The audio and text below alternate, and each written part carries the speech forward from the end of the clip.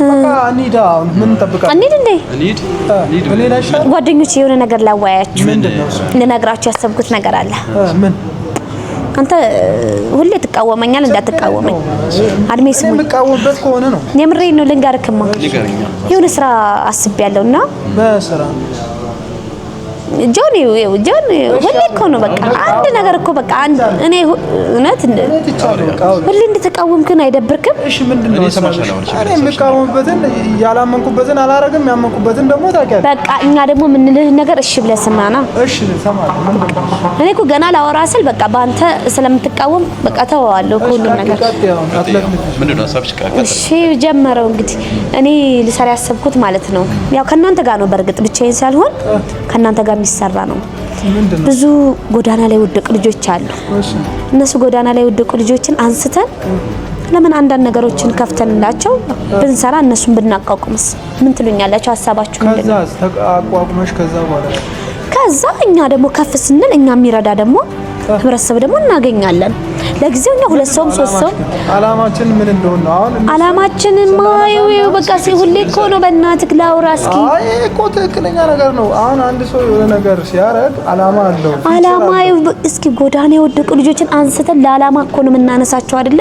እነሱ ልጆች አንስተን እኛ በቻልነው አቅም እኔ በቃ መስመር ላይ ገብቻለሁ። ያ መስመር ላይ ደግሞ ልጆችን ስናነሳ እናንተ ጋር ምን ሰራው ነገር አለ።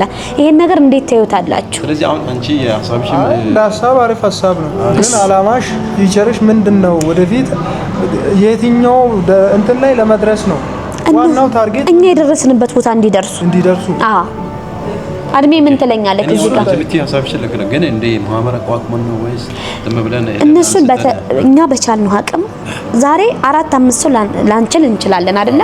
ሁለቱም ብናነሳ እነሱን እያቋቋም ነገ ደግሞ ሌላ ሰው እየጨመርን እኛም ይረዳን ህብረተሰብን ስንት እንትኖች አሉ እኮ የሚደግፉ ሰዎች እኮ አሉ።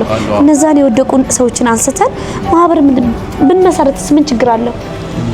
ኦኬ ይቻላል። ይሄን ሐሳብ ነው ያምጥቻለሁ። ሻሪፍ ነው ማለት ነው። እንደ አይነት ሐሳብ ሻሪፍ ነው፣ ግን ዝም ብለሽ ነው ማታረጊው ነገር ነው። ጆን ሁሌ አትቃወም። ታሪክ ነገር ታገኙ ገቢ ለራስሽ አድሜ ምንድነው አንተን የሚያስደስት? እስኪ ንገረኝ።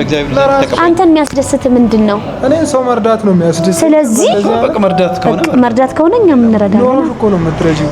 ችግር የለም።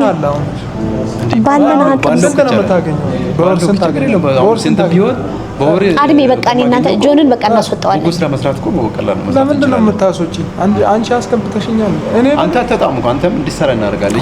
ሁሌ እኮ ነው እውነት። እኔ ጭንቅላት ወዴት እንደምትሄድ እኔ አላውቅም። ሰውን ለማርጋት ከኛ ጓደኝነት ካልሆነ ትወጣለህ እንጂ በቃ ይሄን አይምሮን ቀይረው በቃ ከተመር እናንተ ኢንቫይት አድርጋችሁኝ አይደለም ጓደኛችሁ የሆንኩት።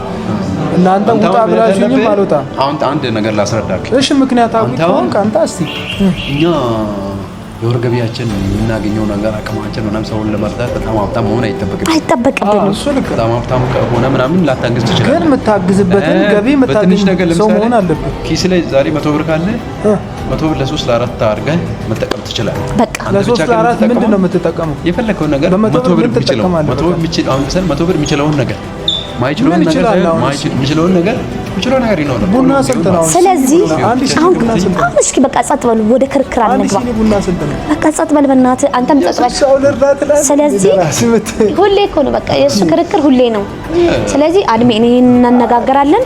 ከገባ ይገባል፣ ካልሆነ በቃ ስለዚህ መሄድ አለብን። እኔ እያልኩ ያለሁት እኛ ስንጨርስ ለአንተ እንነግርሃለን። እንሂድ በቃ እንሂድ፣ ተነሱ በቃ። ጥርግ በሉ። እሺ እንሂድ በቃ እሺ።